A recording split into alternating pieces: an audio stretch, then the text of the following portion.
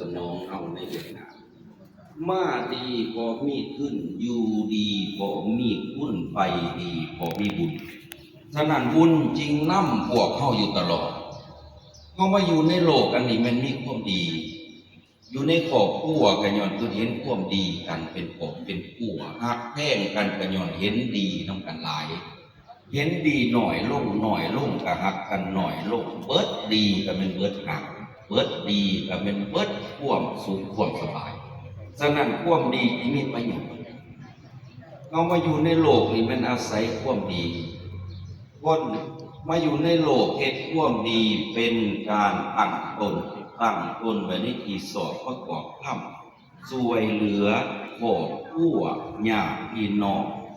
บุคคลอ้อมข้างในสังคมในสำนักงานองค์การในศาสตร์ในศาสนาเพื่อแผ่ตามเงื่อนไขของเราเขาก็ฮักแพ่ย่อสรรเสริญส้มเสยให้เกียรติเขาก็ทรงให้เฮาฉะนั้นเมื่อเฮ็ดบุญบ่เศร้าบุญก็กลายเป็นวาสนาเมื่อวาสนาแข็งแกร่งเข้มข้นขึ้นก็กลายเป็นบารมีไปฉะนั้นเมื่อบุญส่งเสริมบุญนำพาวาสนานำส่งมันถึงที่สุดสุกงอมได้รับมาครับผลว่าบุญทรงให้ย่ามป่วยกะหายย่ามนายกะฮักท่านบุญบ่ทรงให้ย่ามป่วยกะนักย่ามหักกะนายบุญทรงให้บุญทรงเสริมวาสนานำทรงให้อยู่บ่ลำบากจากบ่ลำเค็ญอยู่ก็สะดวกไปก็สบายอยู่ก็มีผู้ฮักจากก็มีผู้อาลัยหาอยู่ก็มีผู้เลี้ยงกายตายก็มีผู้เลี้ยงจิตเลี้ยงวิญญาณคือดังเจ้าภาพเจ้าศรัทธาได้เฮ็ดอยู่ในตอนนี้ฉะนั้นพวกเขาอาศัยบุญ3ต่อมาดีพอมีขึ้นอยู่ดีพอมีคุณไปดีพอมีบุญและเนื่องในโอกาสทรงถ่ายปีเก่านี่ขอนำเอาคำสอนจากนักปราชญ์อาจารย์เป็นว่าพวกเขามีเวลาอยู่เพียง3 วันที่จะอยู่โลกนี้วันที่1คือว่านนี้ใส่ไปแล้วเบิดไปสิสุขสิทุกข์สิได้กำไรหรือสิลุกขึ้นสิพิษสิพลาดสิมีคนหย่อหรือนิ่งท่าก็คือว่ายกไปแล้วเอาคืนมาบ่ได้แล้วฉะนั้นใส่เบิดไปแล้วมือ1มือที่2กำลังใส่อยู่เดี๋ยวนี้เพิ่งผู้เว้าเพิ่งผู้ฟังกำลังใส่เวลาอยู่เดี๋ยวนี้จักสิลุกจักสิได้แต่ว่ากันแล้วแต่เฮาสิใส่ให้มันคุ้มหรือให้มันฟุ่มเฟือยให้ขาดไปเพราะว่ามีเวลาต่อกันมืออื่นจักสิได้ใส่หรือบ่ได้ใส่มื่นตาคือไม่ยังหายใจมันได้ใส่ต่อ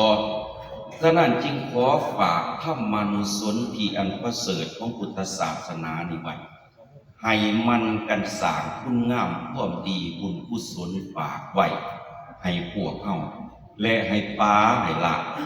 ให้ยาเฮ็ดเพิ่นว่ายาหยังฝากไว้พอออกไม่ออกอย่าตึงเครียดจนบังเบียดความสุขอย่าเป็นทุกข์จนบังเบียดปัญญาอย่าไปย่านกลัวจนเป็นบาป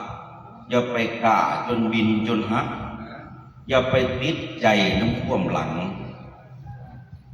อย่าไปฝังใจในความผิดอย่าไปฝังจิตในความอยากกลัวอย่าทำตัวเป็นปัญหาอย่าเว้าส่อเสียดอย่าบังเบียดผู้อื่นอย่าตื่นข่าวอัปมงคลจงตั้งตนในคุณงามความดีและเข้าเหตุบุญนี้บุญยังเป็นกำลังใจทรงไปให้เอิ้นว่าเหตุบุญทรงตื่มบุญที่เข้าเหตุเองเป็นต้นขึ้นวันเขาจากไปแล้วย้อนความดีที่เข้าเหตุลูกหลานญาติพี่น้องเสื้อสายพืชหอดพืชเพิงเป็นห่วงเป็นใหญ่เฮ็ดทรงไปให้พืชดังเจ้าข่าวส่งไปเอื่นว่าสมทบขึ้นฉะนั้นบุญต้นขึ้นคือความดีเฮาเองเฮ าเฮ็ดไว้ด้วยความบ่ประมาทคันเฮาเฮ็ดดีแล้วเขาคิดฮอดเนาะเขาเฮ็ดหาเฮาไปสมทบขึ้นตึงไปอีกคือดังเจ้าภาพเจ้าศรัทธาให้เฮ็ดอยู่ในวาระนี้มื้อนี้จึงขอสื่นส้มโมทนายินดีอย่างที่สุดที่บรรดาทางเจ้าภาพเจ้าศรัทธาดังที่ได้กล่าวน้ำมาตอนเปล่าเทวดาก็ดีตอนถวายท่านก็ดีตอนต้นแห่งเทศนานี่ก็ดีขอบุญกุศลคุณงามความดีที่ทานทั้งหลายผู้เป็นเจ้าภาพมาห่วมผู้ที่ได้มาห่วมเจ้าภาพมื้อนี้ก็ดีทานได้เฮ็ดอันใดลงไปด้วยกายด้วยวาจาด้วยใจด้วยเจตนาบ่เจตนาก็ดีระนึกได้ระนึกบ่ได้ก็ดีขอให้ความดีทั้งเบิดนั้นจงมาโฮมกันเข้าเป็นกบาเป็นเดชะเป็นพระวะปัจจัยเป็นแห้งหนุนทรงผลดลบันดาลให้ท่านทั้งหลายให้เป็นบุญคำบุญสู้บุญอยู่พลาทรงให้เป็นบุญเป่าตามติดบุญเป็นมิตรในทุกทีค่อยสวยเหลือเอื้ออารีโลขี้ปอดโผยไผ่บุญทิทักบุญหักษาบุญนำผ้าอบสุขใสถึงสีดับหลับดวงไปบุญทรงให้ถึงสุขขาวดีการเทศนาธรรมสลองศรัทธามานิเห็นสมควรเวลาขอสมหมดยุติลงคงไว้แต่เพียงเท่านี้เอวัง สาธุ